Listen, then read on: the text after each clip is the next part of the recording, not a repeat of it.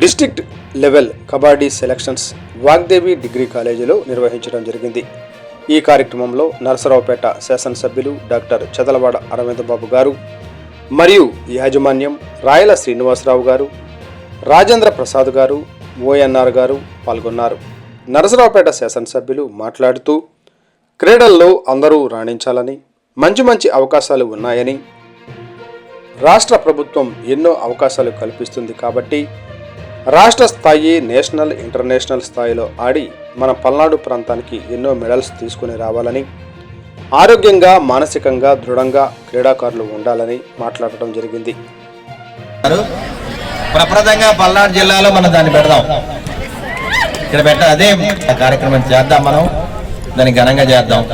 Next month తప్పనిసరిగా చంద్రబాబు నాయుడు గారికి మనకి కార్యక్రమం ఉంది కాబట్టి, అదేవిధంగా కబడ్డీ పోటీలకు వచ్చిన మరి ఆడపిల్లలు కానీ మగపిల్లలు చక్కగా ఆడుతున్నారు. కబడ్డీ అనేది ఒక దేహ బలంతో సరిపోదు, బుద్ధి బలం కూడా ఉండాలి. రెండు ఉంటేనే మనం టెక్నిక్ ఉండాలి, తప్పనిసరి టెక్నిక్ వల్లే మనం బయటపడతాం. క్యాంటీన్కి వెళ్ళినా కానీ, క్యాచింగ్ కానీ, ఇవన్నీ కూడా అటాక్ చేయటం, డిఫెన్స్ కట్ట వెళ్ళటం, ఇవన్నీ కూడా జాగ్రత్తగా చేయాలి. మరి ఇక్కడ పిల్లలందరూ కూడా మంచి మంచి ప్లేయర్స్. మరి వీళ్ళల్లో ఒక 12 మందిని ఎన్నుకోవడం అంటే నాకు చాలా బాధగా ఉంది. మొత్తాన్ని ఎన్నుకుంటే బాగుంటుంది అనుకుంటాను, ఎందుకంటే పిల్లలందరూ బాగా కష్టపడి ఆడుతున్నారు.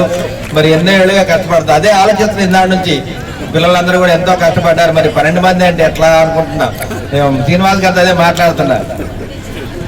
మరి అయినా కానీ మీరేం భయపడద్దు, అధైర్యపడద్దు. ఇప్పుడు కొంతమంది సెలెక్ట్ అయ్యారనుకోండి, మళ్ళీ ఇంకోసారి కొంతమంది సెలెక్ట్ అవుతారు, అట్లా స్టెప్ బై స్టెప్.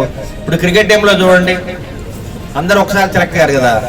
ఆంధ్ర నుంచి కొంతమంది వెళ్తారు, బెంగళూరు నుంచి కొంతమంది వెళ్తారు, కర్ణాటక నుంచి అట్లా వెళ్తుంటారు. కాబట్టి మీరు మ్యాక్సిమం ట్రై చేయండి, అందరూ సెలెక్ట్ అవ్వడానికి. అందరినీ సెలెక్ట్ అవ్వమని నేను కోరుకుంటున్నాను. అందరూ కూడా బెస్ట్ ఆఫ్ లక్, జాగ్రత్తగా ఆడండి. ఉండాలి పిల్లలంటే టెన్షన్ లేకుండా, ప్రెజర్ లేకుండా చదువుకోవాలి.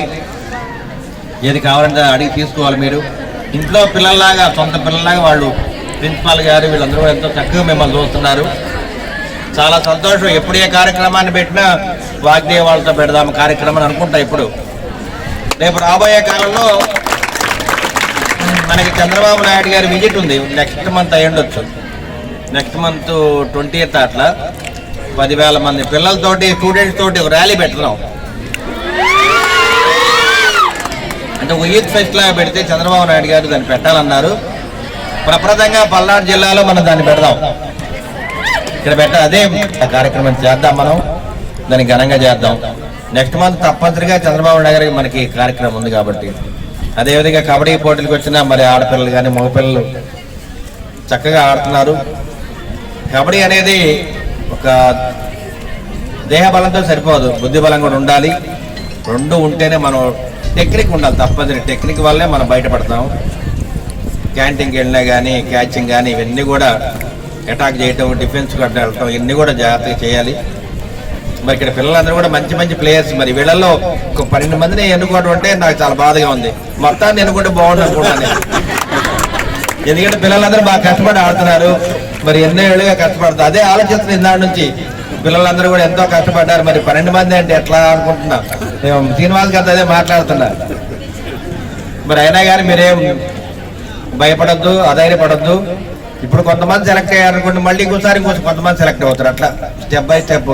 ఇప్పుడు క్రికెట్ టీంలో చూడండి, అందరూ ఒకసారి సెలెక్ట్ అయ్యారు కదా. ఆంధ్ర నుంచి కొంతమంది వెళ్తారు, బెంగళూరు నుంచి కొంతమంది వెళ్తారు, కర్ణాటక నుంచి అట్లా వెళ్తుంటారు. కాబట్టి మీరు మ్యాక్సిమం ట్రై చేయండి, అందరూ సెలెక్ట్ అవ్వడానికి. అందరినీ సెలెక్ట్ అవ్వమని నేను కోరుకుంటున్నాను. అందరూ కూడా బెస్ట్ ఆఫ్ లక్, జాగ్రత్తగా ఆడండి. సార్ ఒకసారి ఇలా చూడండి సార్. సార్ సార్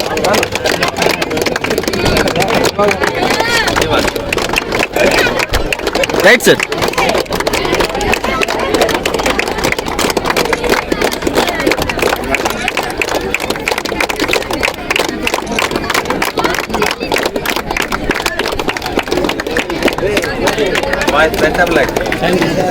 అందరూ బాగా ఆడే పిల్లలు. మరి ఎట్లా